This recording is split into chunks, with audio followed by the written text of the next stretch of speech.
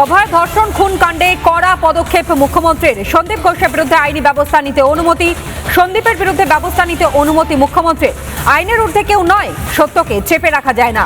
অভয়ের প্রকৃত দোষীদের দ্রুত চিহ্নিত করা হোক, সোশ্যাল মিডিয়ায় পোস্ট করেছেন মুখ্যমন্ত্রী। আরজি করে স্বাস্থ্য দুর্নীতির তদন্তে ইডি এবং স্বাস্থ্য দপ্তরও সন্দীপকে দোষী হিসাবে জানিয়েছে। আরও একবার জানাই, রাজ্যের স্বাস্থ্য দপ্তরও সন্দীপকে দোষী হিসেবে জানিয়েছে। আরজি করে স্বাস্থ্য দুর্নীতির তদন্তে এবার ইডি এবং একই সঙ্গে অভয়ের প্রকৃত দোষীদের দ্রুত চিহ্নিত করা হোক, সত্যকে চেপে রাখা যায় না, আইনের ঊর্ধ্বে কেউ নয়। সোশ্যাল মিডিয়ায় স্পষ্ট বার্তা তুলে ধরেছেন পোস্টের মধ্য দিয়ে মুখ্যমন্ত্রী শুভেন্দু অধিকারী।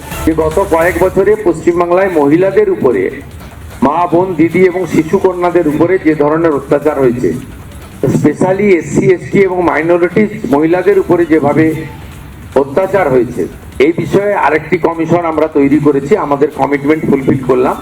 এর চেয়ারপারসন করা হয়েছে কলকাতা হাইকোর্টের রিটায়ার্ড জাস্টিস শ্রীমতী সমাপ্তি চ্যাটার্জিকে। সেখানে মেম্বার সেক্রেটারি আমাদের এডিজি র্যাঙ্কের আইপিএস অফিসার শ্রীমতী দময়ন্তী সেন, তাকে মেম্বার সেক্রেটারি করা হয়েছে। আমাদের গভর্নমেন্টের পক্ষে সমস্ত কোঅপারেশন করবেন এবং নেতৃত্ব দেবেন।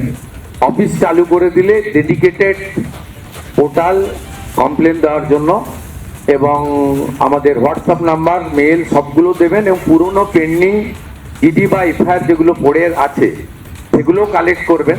NHRC, SC commission, ST commission, OBC commission, minorities commission, শিশু ও নারী অধিকার কমিশন, রাজ্য এবং কেন্দ্রের যত রেকমেন্ডেশন এখনো অবধি পড়ে রয়েছে সেগুলো ওনারা প্রাথমিকভাবে নিয়ে নেবেন। তারা বিভিন্ন থানা এবং জেলাতে স্পট ভিজিটও করবেন এবং স্টেটমেন্ট রেকর্ডও করবেন। সবাইকে কলকাতা আসারও দরকার হবে না। এবং জনশুনানির মতো আয়োজনও বিভিন্ন থানা স্তরে তারা করবেন। এবং এর পুরো বিষয়টা তারা বিস্তারিত আকারে অফিস পেয়ে গেলে চেয়ারপারসনের সঙ্গে কনসাল্ট করে আপনাদের মাধ্যমে জনগণকে জানিয়ে দেবেন।